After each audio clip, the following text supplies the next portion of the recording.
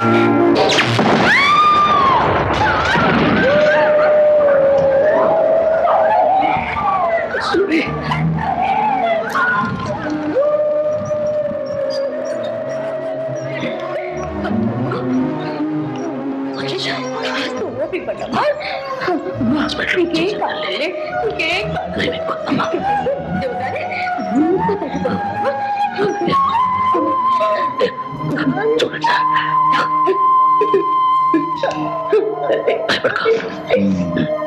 ఇది police case అండి.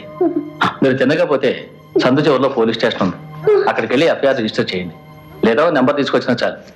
అవన్నీ తర్వాత సార్, బిడ్డ అల్లాడిపోతుంది. ట్రీట్మెంట్ ఇవ్వండి సార్, ప్లీజ్ ఇవ్వండి ట్రీట్మెంట్. ఇలా చూడండి, ఇది 3rd degree బర్న్స్, బతకడం చాలా కష్టం. ఇలా చూడమ్మా, ఇది యాక్సిడెంట్ కేసో సూసైడ్ కేసో మాకు ఎలా తెలుస్తుంది? నేను చెప్పింది అర్థం కాలేదా? వెంటనే వెళ్ళి ఎఫ్ఐఆర్ నెంబర్ తీసుకురండి, లేదా పోలీసులు మమ్మల్ని వాయించేస్తారు. ఎవరు రాయించినా ఎంత చెప్పినా అర్థం చేసి వెళ్ళట్లేడు. ఏ రామలింగం, అసలు వివరంగా చెప్పు.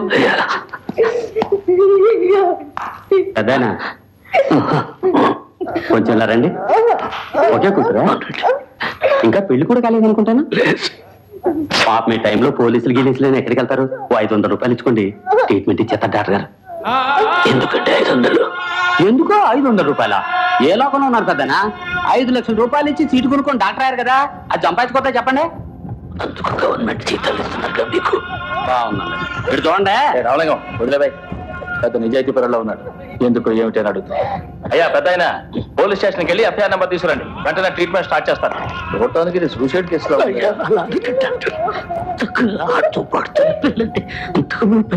వదిలిపెట్టుకోను నాన్న.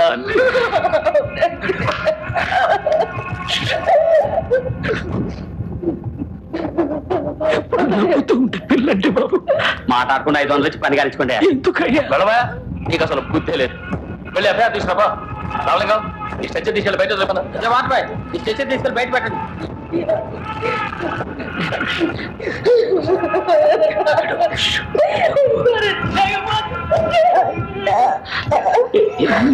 ఏంటమ్ములు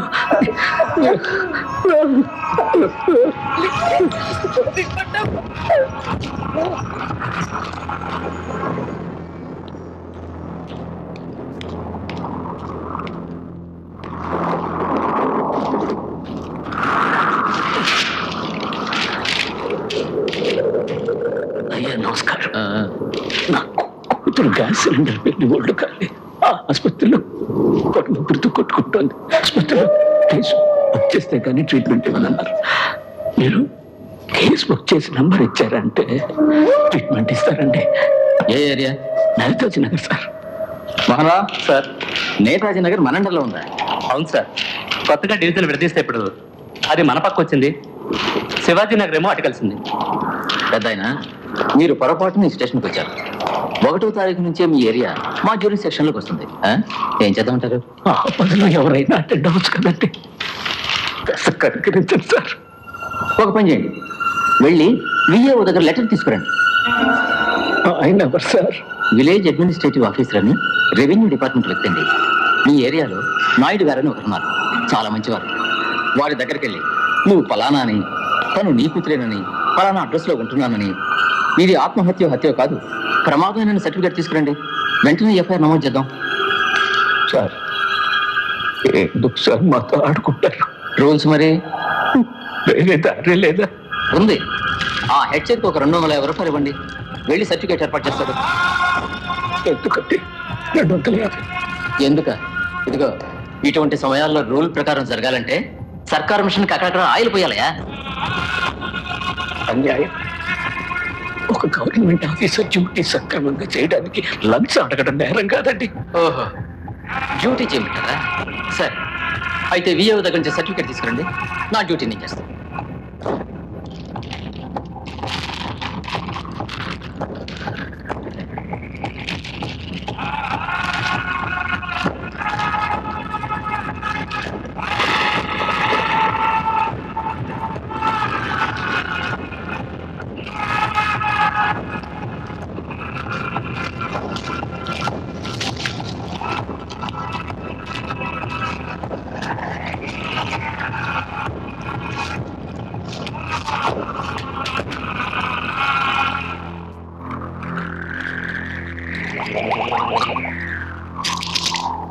కాదంటం లేదు పెద్ద ఆయన.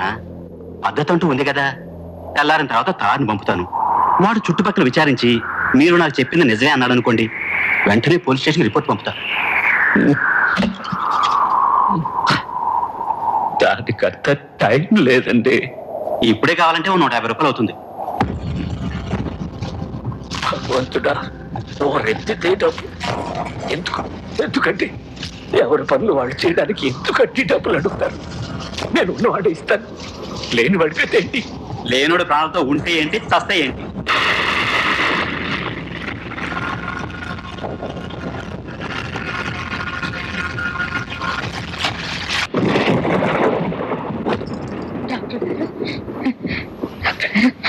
వారింకా రాలేదు. కావాలంటే గాజులు తీసుకుని నా బిడ్డని కాపాడండి అయ్యా.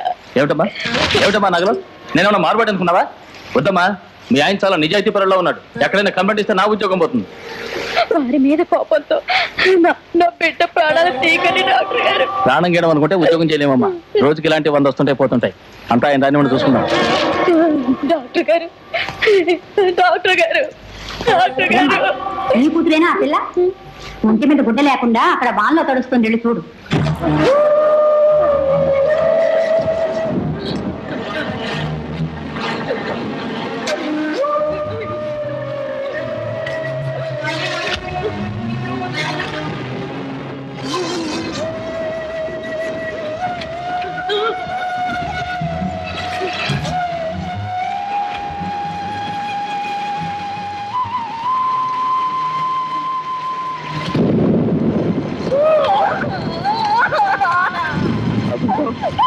ఎందుకలా వర్షంలో ఏమైంది? ఎందుకు ఏడుస్తున్నా?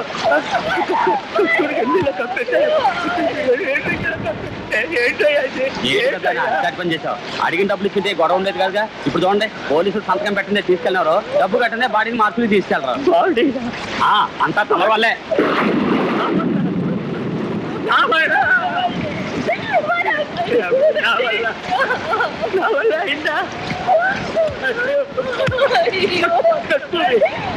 రావాలమ్మా, రావాల తల్లి, చేసింది తప్ప, చేసింది తప్ప, చేసింది తప్ప, దేవుడా చేసింది తప్పంటారా? చేసింది తప్ప, చేసింది తప్ప, చేసింది తప్ప.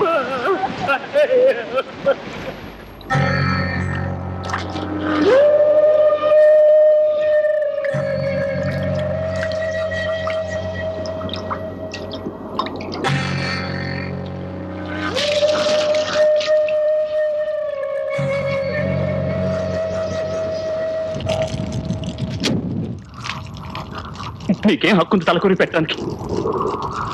అన్యాయంగా పొట్టను పెట్టుకున్నారు. 500 రూపాయలు ఇచ్చేస్తుంటే దాని ప్రాణాలైనా దక్కుంటేది. అంత పుట్టుకలు మీకు ఎందుకు అసలు? ధర్మం, న్యాయం, అది ఇది అని మాట్లాడి నా జీవితాన్ని ఎలాగో మట్టి పలు చేశా. ఇంతేగా ఇప్పుడు దీని నిండు ప్రాణాన్ని బలి తీసుకుని చిక్కు లేకుండా కొరువు పెట్టడానికి వచ్చారా? మీరు తల కొరువు పెడితే ఈ కట్ట నిజంగా కాలదండి. వెళ్ళండి. ఆ ముసలిదాన్ని ఎందుకు వదిలేశారు? ఆవిడ్ని ఏ నూతులను గోతులను తోసి మీరు మీ ఆదర్శం ఎక్కడైనా కట్టకట్టుకు చచ్చిపోండి. వెళ్ళండి నాన్న.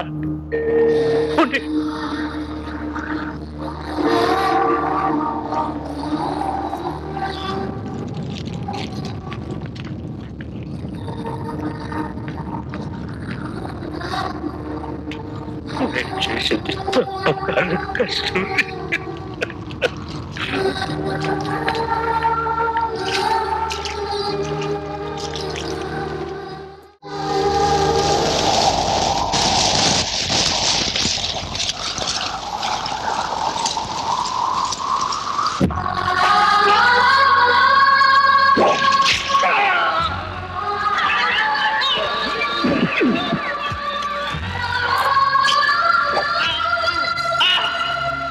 ఆనాడు పోరాడి తెల్ల దొరలని కలుపు మొక్కల్ని పీకి పారేసి తరిమి కొట్టాను.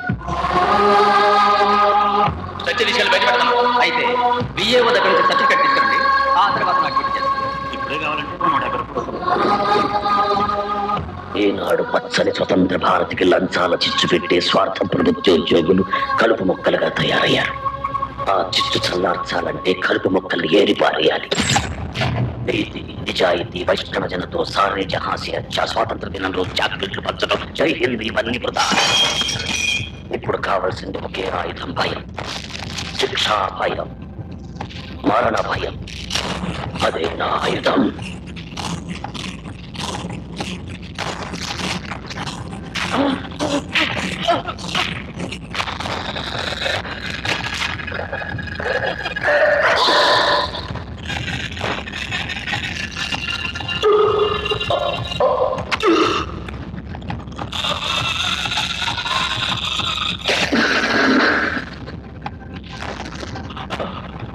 నువ్వు మాత్రం మిలిటరీకి పోయి తప్పించుకున్నావు. ఇవాళ చిక్కావు. నేను చేసింది తప్పే, ఒప్పుకుంటున్నాను.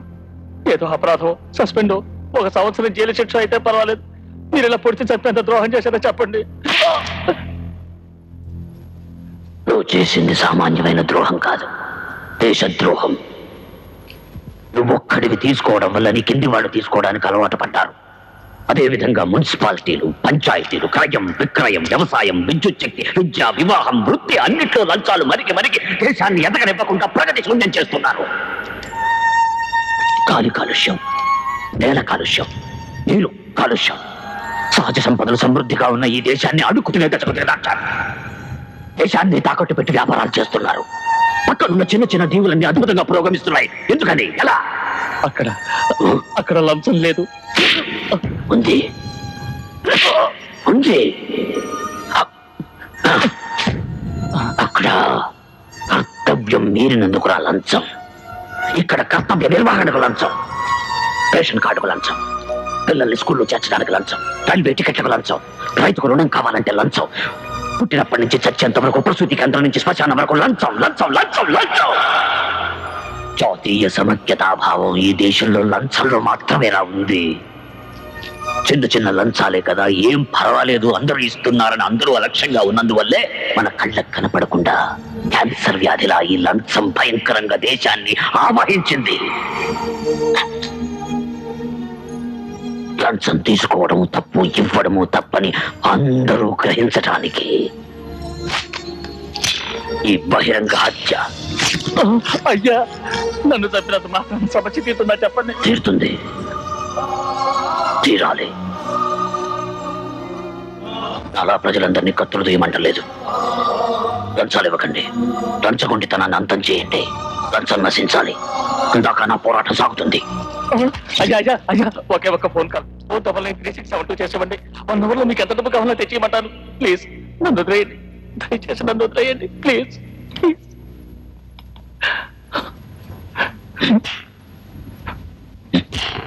మీరు మారర్రా. నేనే హత్యలు చేయడం తప్పే కాదు.